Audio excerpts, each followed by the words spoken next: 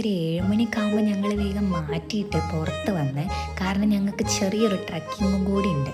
ഈ ട്രക്കിങ് ശരിക്കും ക്യാമ്പിൽ പറഞ്ഞതൊന്നല്ല, പക്ഷെ അവിടെ എക്സ്ട്രാ ആക്ടിവിറ്റീസ് എന്ന് പറഞ്ഞിട്ട് ഞങ്ങൾക്ക് പെട്ടെന്നുണ്ടായൊരു സംഭവമാണ്. അതിൻ്റെ ഇടയിൽ ഞങ്ങൾ എന്താക്കി, ഞങ്ങളെ ഫോട്ടോഗ്രാഫർ ഉണ്ട് ജിയാദ്, ഓനെക്കൊണ്ട് കുറച്ച് ഫോട്ടോസും കാര്യങ്ങളൊക്കെ അങ്ങനെ സിംഗിൾ ഫോട്ടോസൊക്കെ ഇങ്ങനെ എടുപ്പിക്കുന്നു കേട്ടോ. അത് കഴിഞ്ഞിട്ട് ഞങ്ങൾ നേരെ പോയിട്ട് ചായ കുടിക്കാൻ വിചാരിച്ച്.